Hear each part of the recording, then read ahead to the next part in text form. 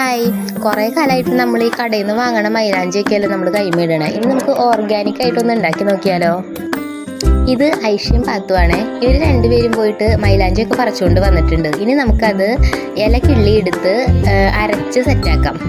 ഇല കിള്ളി എടുക്കുമ്പോഴേ അതിൻ്റെ നാരൊന്നും പെടാൻ പാടില്ല കേട്ടോ. ഓരോ ഇല സെപ്പറേറ്റ് ആക്കി ഇങ്ങനെ പറിച്ചെടുക്കണം. നാര് പെടാണെങ്കിൽ അത് മാറ്റണേ. പിന്നെ മിക്സിയുടെ ജാറിലിടുമ്പോൾ നന്നായിട്ട് തിക്കായിട്ട് ഇടണം കേട്ടോ. അപ്പോൾ നന്നായിട്ട് അരയും.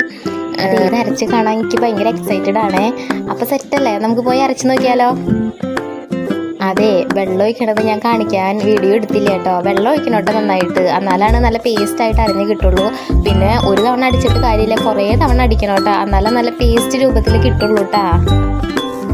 നമ്മുടെ മൈലാഞ്ചി അരച്ച് നല്ല പേസ്റ്റ് രൂപത്തിൽ കിട്ടിയിട്ടുണ്ട് കേട്ടാ.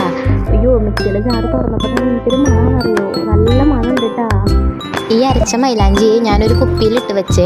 ഈ കുപ്പി ചേട്ടായി ഫുഡ് കഫേന്ന് കൊണ്ടുവന്ന കുപ്പിയാണേ. ഇത് എന്തോ ഒലിവ് ഓയിലോ അങ്ങനെ എന്തോ വരുന്നതാണ്. പക്ഷെ നല്ല ഭംഗിയുണ്ട് കുപ്പി കാണാൻ. കുപ്പിയിലിട്ടിട്ട് നല്ല രസമുണ്ട്. ഇനി നമുക്ക് ഐഷയുടെ കയ്യിൽ ഇത് പരീക്ഷിക്കാം. അവൾ അപ്പം തന്നെ മാച്ച് കളയുമെന്ന് പറഞ്ഞു, കാരണം ഇത് വെച്ച് അങ്ങനെ ഡിസൈനൊന്നും ചെയ്യാൻ പറ്റില്ലല്ലോ. അപ്പം ഞാൻ വെറുതെ കുത്ത് ഇട്ട് കൊടുത്തിട്ടുണ്ട്. ഇത് കഴുകി കളഞ്ഞിട്ടുള്ള കളർ നോക്കിയുള്ളൂ കേട്ടോ. അപ്പം അത്രയേ ഉള്ളൂ. ഇനി പിന്നെ കാണാൻ. Tata, bye bye.